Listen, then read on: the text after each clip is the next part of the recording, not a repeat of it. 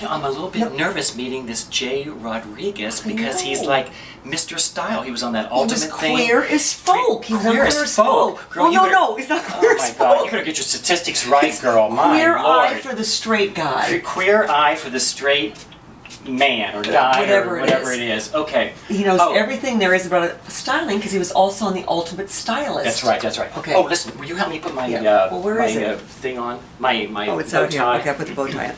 Okay, if anybody needs styling, it's you and I. Oh my God, the clothes that we have, it's like secondhand clothes. Oh my God, we're secondhand rose. But you know this. I got this on wrong. Turn this around. Hell. Why do you have trouble with the title? I usually I'm not nervous meeting people. Dan? This guy is. He's so cute. I just want to, kind of impress him. He can teach us a lot. Okay, ready? Oh, okay. Okay, here we go. Oh my God, there's the bell. Oh, wait, before we do anything, let's do this. Not too much. Okay. Oh, there he is. Okay, here he goes. Whoa. Here he comes, I mean. Here he comes, here he goes. And there he goes. There he goes. Okay, just breathe, all right? There you go, you're fine. Okay. He is a cutie. I mean, maybe there's no doubt about it. Maybe he can give us tips. I hope he does. With this yeah. outfit? I certainly hope so too. You ready? Jay? Hey Jay, it's so nice to meet. Whoa. Yeah. Wow, you look really good, but did you come like that? You're missing. You're missing a little something. You're missing a lot of something. Duh, Jay. I'm jumping into bed with Dan and Kelly. Ah, yeah. Okay. Well, yeah, okay. Whoa. There you go. Where's the bedroom? I love it. That's probably. Okay. To just make myself at home here. Now, how should I place myself? Would you like me betwixt you? Honey, we want you sandwiched in between us. Fantastic. I like how you arrived at our door. This is fabulous. You know what? I wanted to just, come relaxed and comfortable and... And here, plus you look damn good. Well, thank you. Hello. You're so sweet. Yes, you. And we tried to impress you because you like our Mr. Well, Style. I love a good bow tie, so you did a nice job on it. And red to boot. Oh, that's right. Why don't you take the jacket off and get relaxed? Oh, that's a good idea. Okay, good. But speaking about bodies and all that kind of stuff, tell us what kind of underwear you're wearing. I actually, oddly, am wearing Abercrombie & Fitch, which I make a joke about that. Like, once you hit a certain age, you really shouldn't wear that brand anymore. Like, I feel like I'm too old to wear it, but I did actually go in there and, kind of nostalgically buy a pair recently. Yeah. How nice. What's wrong with that? All right, so tell you, nice body, good looking guy. Tell us, how do you keep in shape? What do you do, your regimen? It's really weird because there's times in my life where I'm like, I want to be big and muscly, and then there's other times where I'm like, no, I just want to be really, really like lean and healthy and like eat clean and stuff. I go through like waves, but now that I am on a break, I have been just like, I have a personal trainer, I've been working on trying to watch what I'm eating just as almost like a hobby. I'm not really too obsessed with like how I look externally. I'm more like as long as I feel good, yeah. Do you eat healthy? I do, like I really try to, I really do. I think it just makes me feel better. I like having energy, I don't like feeling sluggish. The foods that I really think are yummy, like slow me down. Like the pasta. The fast foods. Yeah, the fast foods, the pizza. Any vices? Any vices? Let me ask you, can I... Oh my God! And so it begins. Can we offer you anything like a Pepsi or a ginger ale, because we have healthy cola that's made from herbs and sweetened with stevia from Whole Foods. So if you'd like one, I can pour you one. That is so delicious. I mean, I feel like I should just take one because of the way how you described it. Let me go get one. Jeez. Do you want Pepsi or ginger ale? I'll take the ginger ale. Why not? Let's live on the edge. Okay, well, what people don't understand is that, you were known for Queer Eye. Right. Okay. But prior to that, like right out of high school, I was on Broadway forever. Yeah, you were on Broadway. You're doing Rent. Doing Rent, Right? And then also, first of all, you start off in a choir. Yeah, oh my God. Choir. That's all true. black choir. When I was a kid, I grew up in a more urban neighborhood, and so how I learned to sing was at church. Yeah. And I was like the lightest skin, lightest skinned kid in an all black choir. But I think there was something really great about it because it just kind of gave me a different quality to my voice that I didn't have, probably prior. But it's interesting now, we watch shows like American Idol or The Voice, and you see these people who may not even, The Voice specifically, it's almost hard to guess what they would look like, or their voice doesn't, match whatever, because they've now heard all different styles of music. So it's interesting. Yeah. Right. You mentioned about having a break. So everybody knows that you're in this wonderful sitcom called Malibu Country. Yes. With Reba McEntire And Lily Tomlin. Yes. So have they finished filming season So we finished season 1. It was great. We got ended very strong, very solid ratings. We're now in that place where all the other shows are. I keep seeing people who are also on network shows, and we're all done right now. Everyone's done, and we're all looking at each other like, I'll see it, we'll see you in May, because May is when the networks announce, and then they have these big parties in celebration of, so we're all like, I'll see you in May. And then, it's like the Hunger Games. You're not going to see everyone in May. So do you think it's going to go to season 2? Yeah, I'm pretty sure. I mean, I hope so. Reba's been on, she had 6 seasons of her old sitcom. Yeah, she did. And so that she had a strong feeling and was able to guess. And then Sarah Rue, who's on the show as well, she's done 10 sitcoms, and she's like, I can, pretty much know when things are heading in a positive direction, so everyone feels optimistically hopeful. Oh, I hope so this is ABC. Yes. Now you play Jeffrey. Yes. Oh, he pronounces it Joffrey. But yes. And I love this because when you read for the part... Yeah, it was written Urban Thug, and I went into the waiting room on Friday in the Valley at 4:30 in the afternoon. All I could think of is the traffic getting back to West Hollywood. Yes. And I was mad because I sat in the waiting room and I didn't feel like anyone looked like me, and I was like, this is not a good role for me. I read the script and I was like, I can't find the humor in this from an urban perspective. So I went in and I did my best, and she was like, okay. Looked at my resume. She goes, oh, you won an Emmy? What'd you win an Emmy for? I said, well, Queer Eye. She goes, what'd you do on that? And now, mind you, I had a Yankees cap on and glasses, and I took that off and took that. I was like, I was one of the 5 guys. She goes, well, why don't you make the choice to make him fabulous? And I was like, because fabulous means gay, and I don't know how to do white gay. I know you want like Cam from Modern Family. I don't know how to play that note. Right. I'm like, I can do like urban Latin fabulous. Like, And she was like, why don't you do that? And so I completely changed it. She's like, I'm going to give you a call back and see these other kids, but on Monday, work on this over the weekend and come back. Yeah. And you do other things too. I was just thinking, you are a humanitarian. You have been active in the gay community. You've been active in the HIV/AIDS community. Well, my first job right at a high school was in Rent, playing an HIV positive character at a time when, it was almost really a death sentence. Medication was very experimental. It was in the late 90s where things were just starting to sort of plateau, where people were living healthy, longer, richer, fuller lives, but it was still very, scary. And so a lot of the charities like Broadway Cares, Equity Fights AIDS were just a part of being a part of the Broadway community.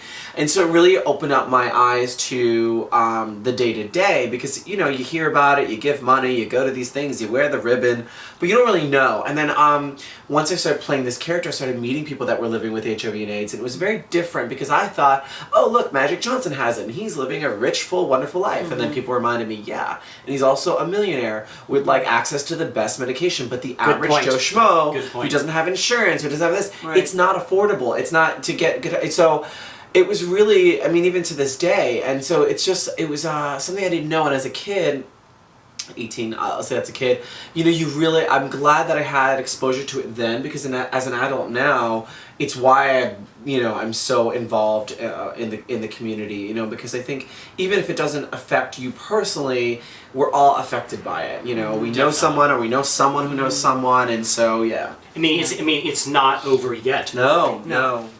Out of everyone that you've met in your life, Yes. who stands out that inspired you the most? Influenced you the most? Yeah. That's funny, because it's not necessarily the biggest star. I feel like I have met a lot of big stars, but for standouts, funny standouts would be like Patti LaBelle. I did a show called, I moved here to do a TV show called Celebrity Duets. It was like Dancing with the Stars. But they take people like me and partner them with Grammy Award winning artists. And my last week on the show, I had Patti LaBelle, and she was just a larger than life personality, and she was so great, but she was such a fun, and I've seen her many times since. And when we were singing each number, we had 2 numbers together, she said my name in the context of the song, in the middle of the song. Oh wow! She's like, Jay Rodriguez. She was, and that was an Over the Rainbow, and then were doing Lady Marmalade, and she was like, "Oh, Jay, memories creep," and she was like doing all this stuff. It was hilarious. Oh my God. So that was one. That's the What question. do you think happens after we die? Good question. Well, I grew up very strict religious, right? Like a born Was it again Cat- Christian. No, even worse. Born again Christian. Oh. So like I have the obvious like underlying Christianity embedded in my mind on views of all that stuff. But I have to say, I mean, like now getting older and experiencing different cultures and stuff, I don't know, I'm sort of open to the idea that life is a little bit more fluid and that it's more or less cylindrical than we think it is. Like I don't know that it's over. I don't necessarily know that we just all like rise into the clouds and party in some white palace called heaven either. So I'm not really sure. You know, if I had to speak of like in my core, I'm not sure what happens, but I think that we continue just in another way.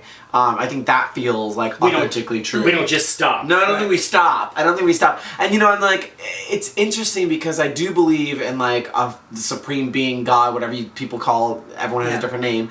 But like, I do believe that because I know that like when I fly, if there's turbulence, I do feel like that immediate like, I feel like I am calling to something. Like, oh God, help me. And I'm like, Well, I know yeah. we're waiting for season 2 Yes. on Malibu Country. Anything else you're Oh my gosh, doing so much. So now or coming up? yeah, so you know, it's interesting because I'm getting now all these offers to do these different kind of events because gay prides are coming around, and so Yes. Yeah. I'll be doing some things like that, smaller things in June. But I am going to be starring in a musical called In the Heights in San Diego. They're doing it regionally, and I done the West Coast premiere regionally of Rent because I've done it on Broadway forever, but my West Coast. Excuse me. Thank you for the burping.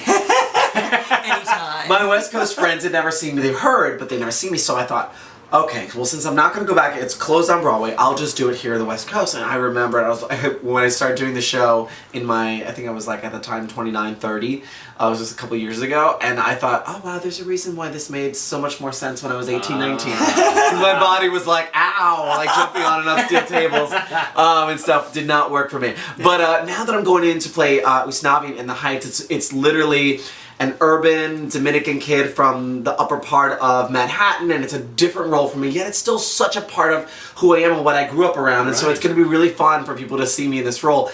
Regionally, I'm on a TV show, blah, blah, I thought it would just be an offer, like, I have to audition, they made me drive there and audition with everybody else, which I liked because I didn't want to get this role, which is vastly different from anything I've ever done, by someone saying, oh, he's on TV, so we'll sell out tickets. No, I wanted them to hire me on merit, and it was good to audition with everyone else, and there was a point where for callbacks they had 3 of us there and we got to sort of see each other and they were good. Good idea. So I felt good that I got it on merit. Now this you know? is in San Diego. San Diego at the Lyceum Theater. Lyceum Theater. You can just Google San Diego Rep in the Heights or San Diego. Yeah, it's San Diego Repertory Theater is doing it at the Lyceum, which is in the Horton Square. Horton Plaza. That's what it Horton is. Plaza, yeah. And then I have a series on Logo that I co-executive produced called Bad Sex. Bad Sex. Which basically takes 10 people over the course of 8 weeks, straight gay and otherwise, and helps them face their fears around love, sex, and intimacy. People are married, single, divorced, whatever it is. They come to us with any kind of issue saying, this isn't working for me, meaning it could be anything from I'm a sex addict, or I've never had sex, and I'm scared of it, and I'm 40, and I just don't want life to pass me by, but it's something I've never done. And What a great premise. So it's right, and they work with a sex therapist, and we follow their journey. There you go, Dan. Look at John there, Dan. Anyway, that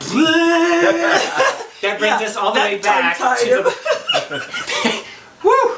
That brings us all the way back around because we're going to have to end this show. Unfortunately, I know we are. This guy is a fascinating character. I could go on and on and on with him. But let's bring this full circle around with a couple more questions. And I want to know what you think is your favorite part of your body from the waist up. What do I like on me? I like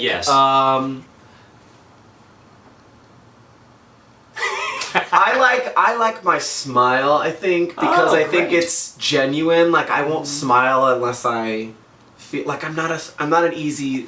I'm not gonna smile to appease you. Like, you know, I'll smile. Right. You know, I'll be pleasant, but like when you get a really good smile out of me, it's because you earned it. You know what I mean? But also, like, I think like smile and eyes. I guess I think those are the most telling on people. Good. You know, sort of right away when you meet someone, you look in their eyes, you're like, okay, yeah. I either like them or I don't. You feel either safe around them or you feel like, oh, this doesn't feel comfortable. Now, what about your favorite asset below the waist? Oh, below the waist. Oh gosh. Go on, pick Can the you obvious. guys? Can you curse on this? No. Yes, Yeah, of really? course. Yeah. I'm gonna say. I'm gonna say my dick. I'm gonna say that. That's right now. I mean, hello. Just wanna see her blush. Why not? I blush so easily. I'm like, they can make me blush. Oh. I love the honesty. Well, there's not. I mean, really, not a whole lot to show when I say my kneecap. You know. That's what I say too. So the obvious next question is, why your dick? Why? It's interesting. You know, I think it's a very no. Look, I had these conversations. I was with a sex therapist for 3 years. We had like this kind of conversations all the time about why mental. Why would we blah blah. You look, I tell you, I have played in my life many a drag queen, many a transgender woman, and so like and that's something that's fun to play as a role. But it's something that I would never be comfortable with because I feel like.